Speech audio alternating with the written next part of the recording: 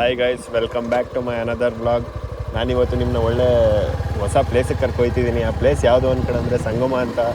ಮೈಸೂರಿಂದ ಬರೀ 34 ಕಿಲೋಮೀಟ್ರ್ ಅಷ್ಟೇ ಆಗುತ್ತೆ. ಈ ಪ್ಲೇಸ್ ಜಾಸ್ತಿ ಮೈಸೂರವ್ರಿಗಂತೂ ಗೊತ್ತೇ ಇರಲ್ಲ. ಮಹಾದೇವ ತಾತ ಅಂತ ಒಳ್ಳೆ ಪುಣ್ಯಕ್ಷೇತ್ರ. ಈ ಅವರು ಎಲ್ಲಿಂದನೋ ಬಂದು ಇಲ್ಲಿ ಎಲ್ಲರಿಗೂ ಒಳ್ಳೇದು ಮಾಡ್ಬಿಟ್ಟು ನಿಲ್ಸವ್ರೆ. ಆ ಪ್ಲೇಸ್ನ ನಿಮಗೆ ತೋರಿಸಿ ಎಕ್ಸ್ಪ್ಲೋರ್ ಮಾಡೋದ ಅಂದ್ಬಿಟ್ಟು ನಾನು ನಿಮ್ಗೆ ಕರ್ಕೊಯ್ತಿದ್ದೀನಿ. ಅಕ್ಕಪಕ್ಕದಲ್ಲೂ ಒಳ್ಳೆ ಚಿನ್ನಿ ಪ್ಲೇಸ್ಗಳಿವೆ. ಇಲ್ಲಿ ನೋಡ್ತಿರ್ಬೋದು, ಒಳ್ಳೆ ನೇಚರು ಮತ್ತು ಗದ್ದೆ ಬೈಲು. ನಿಮಗೆ ಗೊತ್ತಲ್ಲ, ಗದ್ದೆ ಬೈಲು ಅಂದ್ಕೊಂಡ್ರೆ ಹೆವಿ ಚಿಂತೆಯಾಗಿರುತ್ತೆ. ಬನ್ನಿ ಹೋಗಿ ನೋಡ್ಕೊ ಬರೋದ ಹೆಂಗಿರುತ್ತೆ ಏನು. ಮೈಸೂರಿಂದ ಬರೀ 34 ಕಿಲೋಮೀಟ್ರು. ಉಮ್ಮರ್ಗಳ್ಳಿ ಅಂತಿರುತ್ತೆ ಮೇಯ್ನ್ ರೋಡಲ್ಲೇ, ಮೈಸೂರಿಂದ ಕೋಟೆ ಮೇಯ್ನ್ ರೋಡಲ್ಲೇ. ಇಲ್ಲಿ ಬಂದು ಒಳಗಡೆ ಕಟ್ಟಾಕಬೇಕು. ಬನ್ನಿ ಹೋಗೋದ, ನೋಡ್ಕೊಂಡು ಬರೋದ ಹೆಂಗಿರುತ್ತೆ ಏನು ಪ್ಲೇಸು, ಅದ್ರ ಬಗ್ಗೆ ಇನ್ಫಾರ್ಮೇಷನ್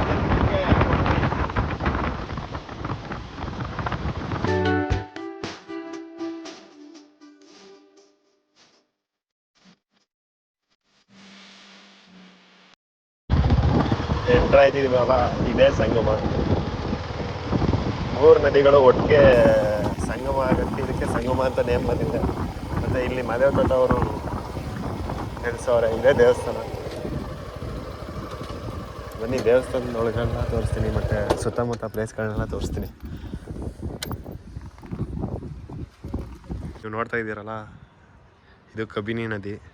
ಕಬಿನಿ ನದಿ ಪಕ್ಕದಲ್ಲೇ ದೇವಸ್ಥಾನ. ಒಳ್ಳೆ ಸೂಪರಾಗಿರೋ ಪ್ಲೇಸಲ್ಲಿ ಲೊಕೇಟ್ ಆಗೈತೆ ದೇವಸ್ಥಾನ.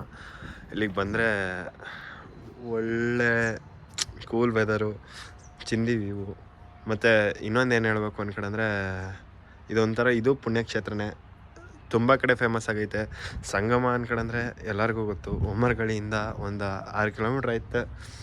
ಮತ್ತು ಮೈಸೂರಿಂದ ಉಮ್ಮರ್ಗಳಿ 30 ಕಿಲೋಮೀಟ್ರು. ಉಮ್ಮರ್ಗಳಿಲಿ ಬಂದು ಲೆಫ್ಟ್ ತಗೊಂಡ್ರೆ ಅಲ್ಲಿ ಆರ್ಚ್ ಇರುತ್ತೆ. ಆರ್ಚಲ್ಲೇ ಲೆಫ್ಟ್ ತಗೊಂಡ್ರೆ ಅಲ್ಲಿಂದ ಬರೀ ಒಂದು 6 ಕಿಲೋಮೀಟ್ರ್ ಐತೆ. ಇವ್ನು ನನ್ನ ಫ್ರೆಂಡು ವರುಣ ಅಂತ. ಹಾಯ್ ಮಾಡೋದು.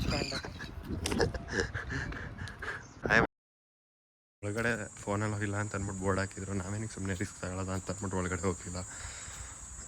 ಇಲ್ಲಿ ನೋಡ್ತಿದ್ದೀರಲ್ಲ ಈ ಚಿಕ್ಕ ಮನೆ, ಇಲ್ಲೇ ಮಹಾದೇವ ತಾತ ಅವರು ವಾಸಾಗಿದ್ದು.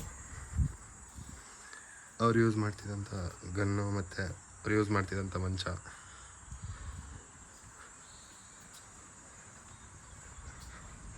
ಅದ್ರ ಪಕ್ಕದಲ್ಲೇ ಇರೋಂಥ ಭದ್ರಕಾಳಿ ಮತ್ತು ವೀರಭದ್ರೇಶ್ವರನ ಸನ್ನಿಧಿ.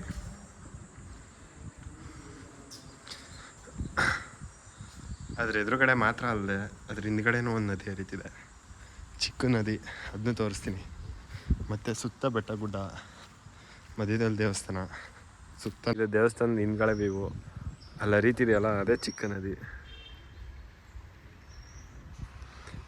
ಅದು ಮತ್ತು ಕಬಿನಿ ಕನೆಕ್ಟ್ ಆಗೋದಕ್ಕೆ ಇದನ್ನ ಸಂಗಮ ಅಂತ ಕರೆಯೋದು. ಮತ್ತು ಹಿಂದ್ಗಡೆ ಮಠ ಐತೆ. ಇಲ್ಲೆಲ್ಲ ಕಾಣಿಸ್ತೈತಲ್ಲ ಸ್ಪೇಸು, ಇಲ್ಲೆಲ್ಲ ಬಿಲ್ಡಿಂಗ್ಸ್ಗಳೈತಲ್ಲ, ಅದರಿಂದ ಆ ಕಡೆ ಮೊದಲು ಜಿಂಕೆ ಎಲ್ಲ ಸಾಕಿದ್ರು. ಈಗ ಪ್ರಾಬ್ಲಮ್ ಐತೆ ಅಂದ್ಕೊಂಡ್ಬಿಟ್ಟು ಎಲ್ಲನೂ ಇದು ಮಾಡಿಬಿಟ್ಟು ಬರೀ ಬೆಕ್ಕು ಮರಿಗಳು ಯಾವ್ಯಾರು ರೋಡ್ ಸೈಡ್ ಇರ್ತಾವಲ್ಲ ಅವನ್ನೆಲ್ಲ ತಂದುಬಿಟ್ರೆ ಇವರೇ ನೋಡ್ಕೊತಾರೆ. ಮೊಲಗಳನ್ನೂ ಸಾಕವ್ರೆ. ಅಲ್ಲಿ ಇನ್ನೊಂದು ಏನು ಸೀನು ಅಂದ್ಕೊಂಡ್ರೆ, ಇಲ್ಲಿಂದ ಬೆಕ್ಕು ಮರಿನ ಯಾರೇ ಎತ್ಕೋಗಿ ಸಾಕೊಂಡ್ರೆ ಅವು ಬದುಕಲ್ಲ ಅಂತ ಹೇಳ್ತಾರೆ. ಇಲ್ಲಿ ಕಾಣ್ತಿರೋದು ಅದೇ ಊರಿನ ಮಠ. ಇದು ಬೇರೆ ಇದು ಬೇರೆ. ಇದೇ ಫುಲ್ ಸಂಗಮ. ಮೊದಲಿಷ್ಟು ಡೆವಲಪ್ ಆಗಿರಲಿಲ್ಲ, ಈಗ ಹೆವಿ ಡೆವಲಪ್ ಆಯ್ತೈತೆ. ಮತ್ತು ಇಲ್ಲಿ ಮೊದಲು ತಿಂಗ್ಳಿಗೊಂದ್ಸರಿ ಮಾತ್ರ ಊಟ ಕೊಡ್ತಿದ್ರು. ಅಮಾವಾಸ್ಯೆ ದಿನ ಅವ್ರದ್ದು ಆರಾಧನೆ ಮಾಡಿ ಊಟ ಕೊಡ್ತಿದ್ರು. ಆದರೆ ಈಗ ಹಂಗಲ್ಲ, ಈಗ ಡೈಲಿ ದಾಸೋಹ ನಡೀತೆ. ಮತ್ತು ಆರಾಧನೆ ಅಂದ್ಕೊಂಡ್ಬಿಟ್ಟು ಒಂದು ಮಾಡ್ತಾರೆ, ಅದು ಜನವರಿ ಮಂತಲ್ಲಿರುತ್ತೆ. ಆಗಂತೂ ಹೆವಿ ಫುಲ್ ರಶ್ ಇರುತ್ತೆ. ಈಗ ಅಮಾವಾಸ್ಯೆ ಟೈಮಲ್ಲೂ ಅಷ್ಟೇ, ಅಮಾವಾಸ್ಯೆ ಟೈಮಲ್ಲೂ ಹೆವಿ ರಶ್ ಇರುತ್ತೆ. ಮತ್ತು ಇಲ್ಲಿ ಬೆಕ್ಕು ನಾಯಿ ಎಲ್ಲ ಹೆವಿ ಐತೆ. ಅಲ್ಲೇ ಒಂದು 10-15 ಆದರೂ ಸಾಕವ್ರೆ. 10-15 ಅಂದ್ಕೊಂಡ್ರೆ ಆಚೆ ಇರ್ತಾವಲ್ಲ, ಅದನ್ನೆಲ್ಲ ತಂದು ಇಲ್ಲಿಗೆ ಬಿಟ್ಬಿಡ್ತಾರೆ. ಸಂಗಮದ ಚೌಟ್ರಿ ಹೆವಿ ಡೆವಲಪ್ ಆಗೋಗೈತೆ. ಚೌಟ್ರಿ ಮಾತ್ರ ಚಿಂದಿ ಆಗೈತೆ. ಇವತ್ತು ಯಾವುದೋ ಒಂದು ಮದುವೆ ಐತೆ ಅನಿಸುತ್ತೆ. ಲೇಟಾಗಿ ಬಂದಿದ್ರೆ ಒಳ್ಳೆ ಊಟ ಸಿಕ್ತಿತ್ತು, ಆದರೆ ಮಿಸ್ ಮಾಡ್ಕೊಬಿಟ್ಟಿದ್ದೀವಿ. ನೋಡೋದ ನೆಕ್ಸ್ಟ್ ಯಾವಾಗಾರು ಬಂದಾಗ ಸಿಗ್ಬೋದು. ಹಿಂದಿನ ಕಾಲದಲ್ಲಿ ಮಠಗಳು ಏನಕ್ಕೆ ಮಾಡ್ತಿದ್ರು ಅಂದ್ಕೊಂಡ್ರೆ, ಊಟ ಇಲ್ಲದವ್ರಿಗೆ ಊಟ ಮತ್ತು ಆಶ್ರಯ ಇಲ್ಲದವ್ರಿಗೆ ಆಶ್ರಯ ಕೊಡೋಕೆ ಮಾಡ್ತಿದ್ರು. ಆದರೆ ಈಗಿನ ಕಾಲ ಹಂಗಲ್ಲ, ಎಲ್ಲ ಬರೀ ಬಿಸ್ನೆಸ್ ಆಗೋಗೈತೆ. ಬಿಸ್ನೆಸ್ ಮೈಂಡೆಡೇ ಎಲ್ಲನೂ ಹಂಗೆ ಅಂತ ನಾನು ಹೇಳ್ತಿಲ್ಲ, ಆದರೆ ಆಲ್ಮೋಸ್ಟ್ ನಡೀತಿರೋದು ಹಂಗೆ.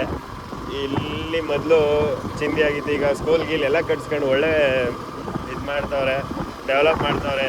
ಇಲ್ಲಿ ಹಂಗಲ್ಲ, ಇಲ್ಲಿ ಎಲ್ಲರಿಗೂ ದಾಸೋಹ ಇರುತ್ತೆ. ಮಠ ಮನೆ ಇಲ್ಲದವ್ರಿಗೆ ಬಂದು ಇಲ್ಲಿ ಆಶ್ರಯ ಪಡ್ಕೋಬೋದು. ಮತ್ತು ನಾಯಿ ಬೆಕ್ಕು ಎಲ್ಲಕ್ಕೂ ಊಟ ಹಾಕ್ತಾರೆ. ಆದರೆ ಬೇರೆ ಕಡೆ ಹಂಗೆ ಇರೋದು ನಾನು ನೋಡೇ ಇರೋಲ್ಲ. ಇಲ್ಲಿಂದ ಒಂದು 2 ಕಿಲೋಮೀಟ್ರ್ ಮುಂದಕ್ಕೆ ಹೋದರೆ ಮೊತ್ತ ಅಂತ ಐತೆ, ಅಲ್ಲೂ ಸೂಪರ್ ವ್ಯೂ ಐತೆ. ಅಲ್ಲಿ ಕಾಣ್ತಾ ಐತಲ್ಲ ಅದೇ ಕಾರ್ಯ ಸ್ವಾಮಿ ದೇವಸ್ಥಾನ. ಮತ್ತು ರಾಮಲಿಂಗೇಶ್ವರ ದೇವಸ್ಥಾನ ಐತೆ, 2 ಐತೆ. ಒಂದ್ಸರಿ ನೀವು ವಿಸಿಟ್ ಮಾಡಿಬಿಟ್ರೆ ಈ ಪ್ಲೇಸ್ಗೆ ಹಂಗೆ ಮೆಸ್ಮರೈಸ್ ಆಗೋಯ್ತೀರ.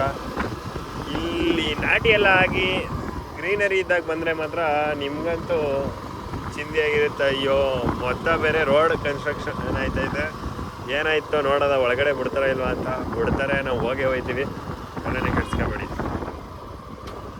ಆಫ್ ಮಾಡ್ಕೊ.